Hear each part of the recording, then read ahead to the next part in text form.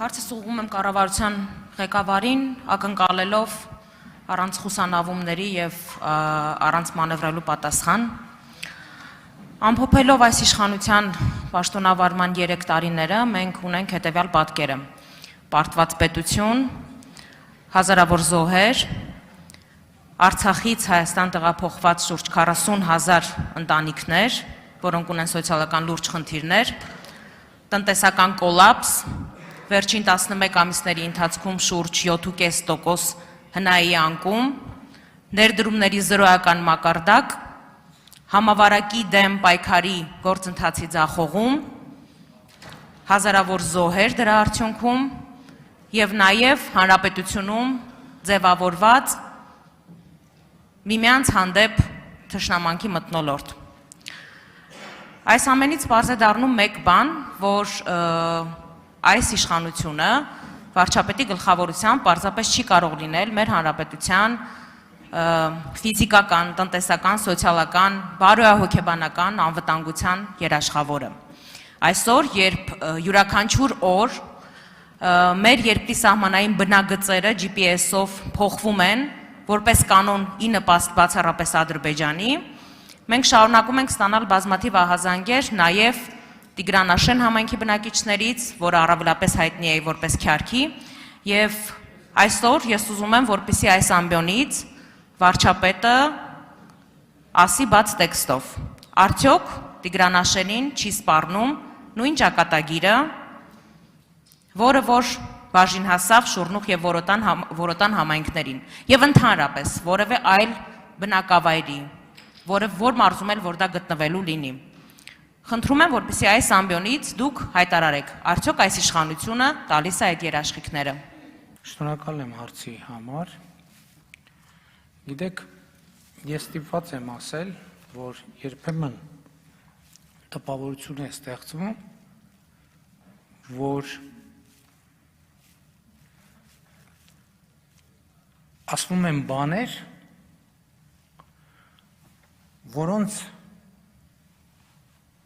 բովանդակության նպատակը պետք է շատ լուրջ հասկանալ։ Օրինակ կար ժամանակ Հայաստանում կային քաղաքական գործիչներ, որոնք հայտարարում էին, ասում էին, որ Ալիևի տեղը լինեմ, ես հիմա կհարձակվեմ։ Շատ հարմար ժամանակ է, որովհետև հարմար է հատկապես այստեղից մտնել եւ այստեղից դուրս գալ։ Շատ հետաքրքիր կոորդինատներ կան այստեղ եւ այստեղ եւ այստեղ։ Եվ ասում են հրապարակային մամուլի ասուլիսի ընթացքում։ Գիտեք, էլի ասում եք բանում, Շուռնուխի ճակատագիր որոշել եք դուք 2010 թվականին վարչատարածքային բաժանման մասին օրենքին կողմ քվեարկելով դուք ձեր խմբակցությունը եւ այսօր այս դահլիճում նստած մարդկանցից անձամբ կողմ քվեարկողներ կան այդ օրենքին։ Այն ժամանակ, որ ընդունում էիք այդ օրենքը, դրա մասին չէիք մտածում։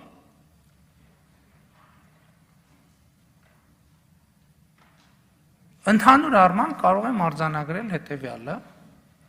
որ հակամարտության արդյունքում հակամարտությունը Ղարաբաղի լուծված չէ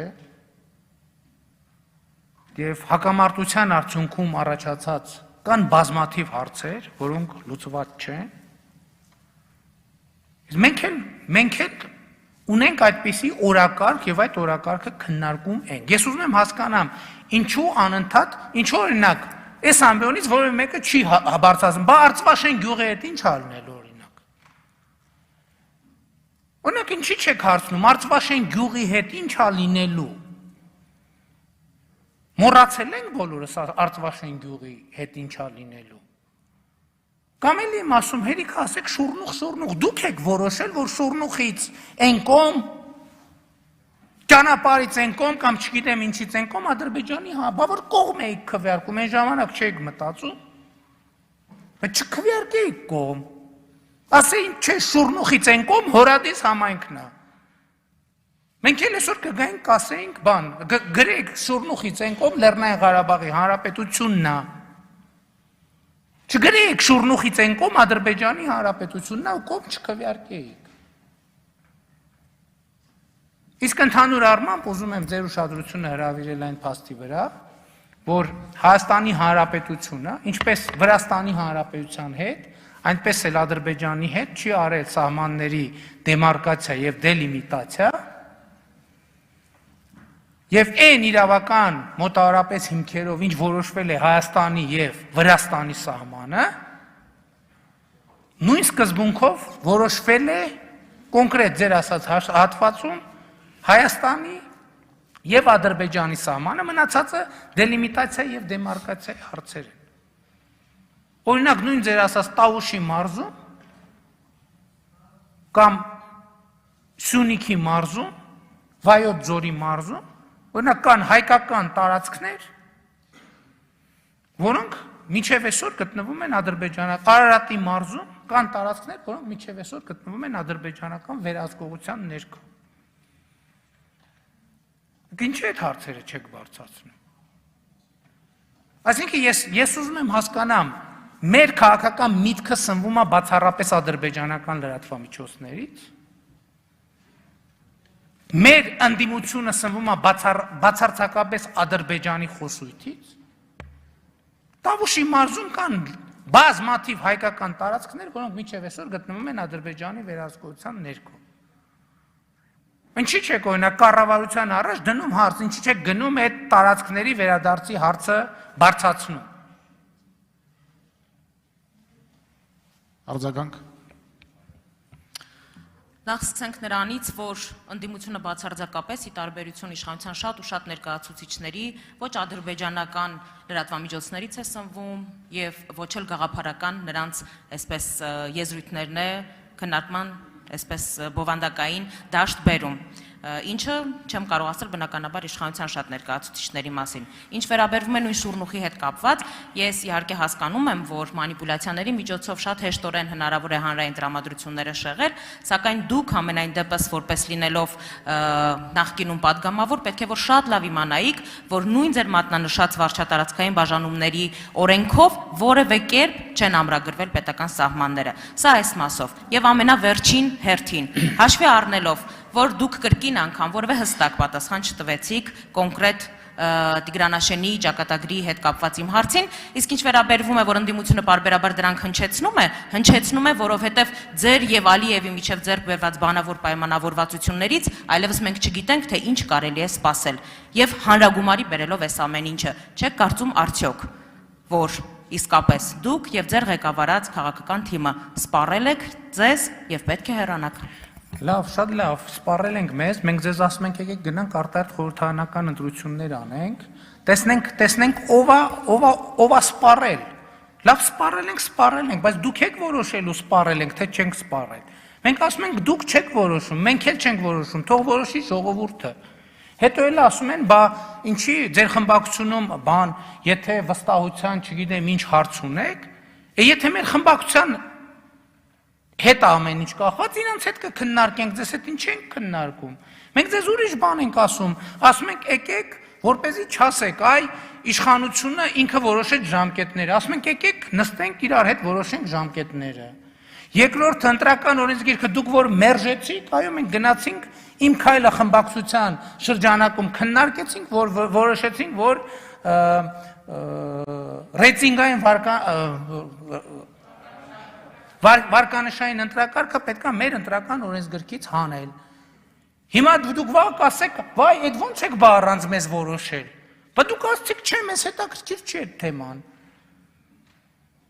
Արտահերթ ընտրություններ անցկացնելու այսօր երկրում մի ձև կա, վարչապետի հրաժարական, 2 անգամ վարչապետ չի ընտրվում, տեղի ունենում արտահերթ խորհրդարանական ընտրություններ, ասում եմ, եկեք պայմանավորվենք ինչ ժամկետներում, որ չասեք։ Իշխանական խմբակցությունը ինքը իրանով մեր ասածները չլսելով արեց, հիմա մի շանս բաց թողեցիք։ Հիմա իմ քայլը խմբակցությունը որոշել է, որ ընտրական օրենսգիրքը պետք է լինի այսպես։ Հետո չփողոք ասեք, վայ, բա ինչի մեզ չեք հարցրել։ Դուք եք ասել, չեք ուզում քննարկենք։ Եվ եթե չեք ուզում քննարկենք, իհարկե իմ քայլը խմբակցությունը իր կազմով կառավարության հետ կքննարկի, որոշում կկայացնի։ Դուք եք այդ լիազորությունը ու պատվիրակումը տվել։ Կորոշեն կլինի արտահերթ ընտրություններ, կլինի, կորոշեն չի լինի։ Դուք ամեն անգամ խոսացեք, հրաժարական եք ասում եք շատ լավ, հրաժարական ուրեմն արտահերթ ընտրություններ, ասում եք չէ, այսինքն դուք ասում եք եկեք թողեք նեղ կազմով որոշենք,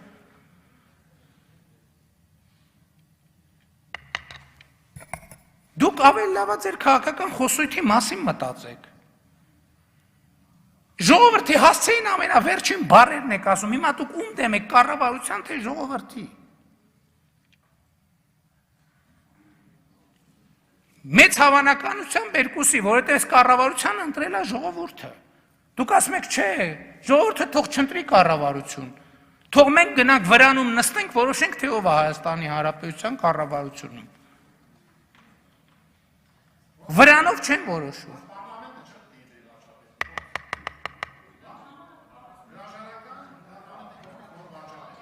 մենք ասում ենք,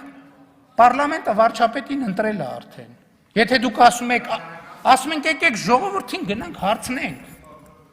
և ժողովուրդն է ընտրել վարչապետին, եկեք գնանք ժողովրդին հարցնենք, եկեք ժամկետները, եկեք թուղթ ստորագրենք, որ մենք այս ժամկետում, այս ընտրական օրենսգրքով, այս ժամկետում անում ենք ընտրություններ, ուրիշ ինչ պայման եք ուզում, եկեք քննարկենք, Ես անարմատ չեմ զգում, կարևոր եմ համարում, թույլ եմ տալի բոլորը արտահայտվեն, պարոն վարչապետ։ շնորհակալ եմ։